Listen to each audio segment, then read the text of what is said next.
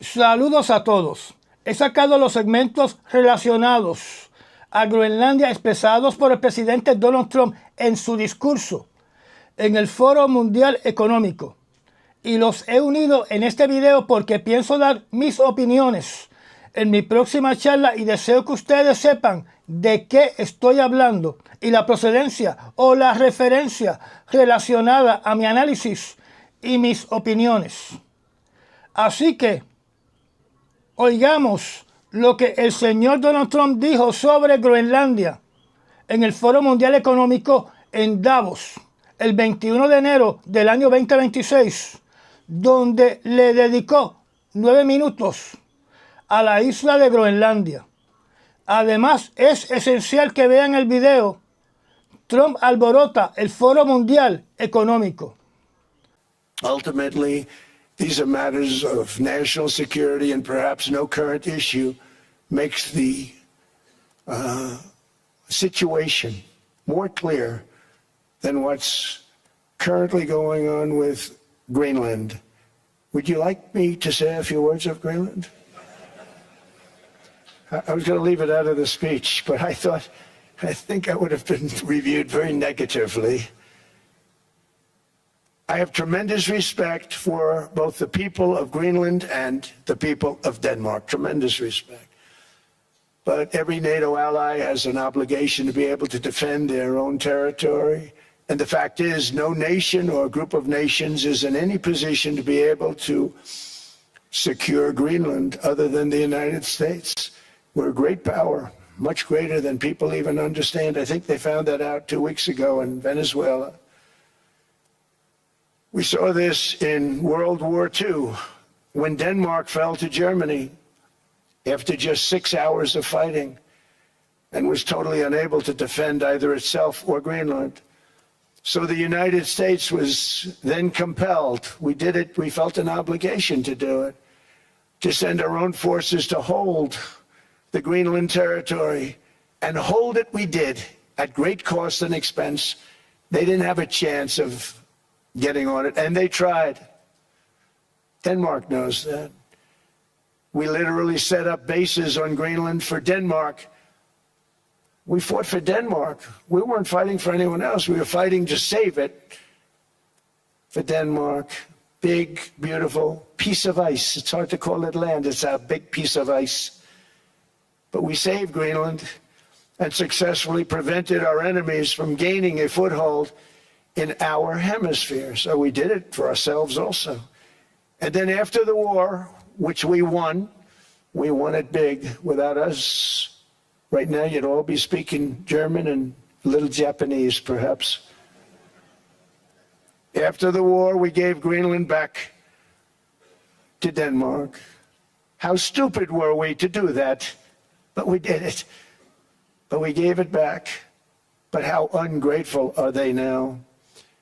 So now our country and the world face much greater risks than it did ever before because of missiles, because of nuclear, because of weapons of warfare that I can't even talk about.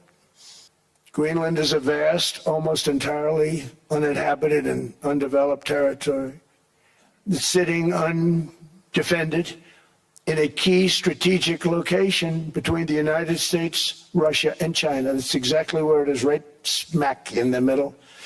Wasn't important nearly when we gave it back. You know, when we gave it back, it wasn't the same as it is now. It's not important for any other reason, you know, everyone talks about the minerals. There's so many places. There's no rare earth, no such thing as rare earth. There's rare processing, but there's so much rare earth. And this, to get to this rare earth, you got to go through hundreds of feet of ice. That's not the reason we need it. We need it for strategic national security and international security. This enormous unsecured island is actually part of North America, on the northern frontier of the Western Hemisphere. That's our territory. It is therefore a core national security interest of the United States of America. And in fact, it's been our policy for hundreds of years to prevent outside threats from entering our hemisphere, and we've done it very successfully. We've never been stronger than we are now. That's why American presidents have sought to purchase Greenland for nearly 2 centuries. You know, for 2 centuries they've been trying to do it. They should have kept it after World War II, but they had a different president. That's all right. People think differently. Much more necessary now than it was at that time, however. In 2019, Denmark said that they would spend over $200 million to strengthen Greenland's defenses. But as you know, they spent less than 1% of that amount. 1%. There's no sign of Denmark there. And I say that with great respect for Denmark, whose people I love, whose leaders are very good. It's the United States alone that can protect this giant mass of land, this giant piece of ice, develop it and improve it and make it so that it's good for Europe and safe for Europe and good for us. And that's the reason I'm seeking immediate negotiations to once again discuss the acquisition of Greenland by the United States, just as we have acquired many other territories throughout our history, as many of the European nations have. They've acquired, there's nothing wrong with it. Many of them, some went in reverse, actually, if you look. Some had great, vast wealth, great, vast lands all over the world. They went in reverse. They're stuck back where they started. That happens too. But some grow. But this would not be a threat to NATO. This would greatly enhance the security of the entire alliance, the NATO. The United States was paying for virtually 100% of NATO. We never asked for anything, and we never got anything. We probably won't get anything unless I decide to use excessive strength and force where we would be, frankly, unstoppable. But I won't do that. Okay? Now everyone's saying, oh, good. That's probably the biggest statement I made, because people thought I would use force. I don't have to use force. I don't want to use force. I won't use force. All the United States is asking for is a place called Greenland, where we already had it as a trustee, but respectfully returned it back to Denmark not long ago after we defeated the Germans, the Japanese, the Italians, and others in World War II. We gave it back to them. So what we have gotten out of NATO is nothing except to protect Europe from the Soviet Union and now Russia. I mean, we've helped them for so many years. We've never gotten anything, except we pay for NATO. And we paid for many years until I came along. We paid for, in my opinion, 100% of NATO because they weren't paying their bills. And all we're asking for is to get Greenland, including right title and ownership, because you need the ownership to defend it. You can't defend it on a lease. Number one, legally it's not defensible that way, totally. And number two, psychologically, who the hell wants to defend a license agreement or a lease, which is a large piece of ice in the middle of the ocean where if there is a war, much of the action will take place on that piece of ice. Think of it. Those missiles would be flying right over the center of that piece of ice.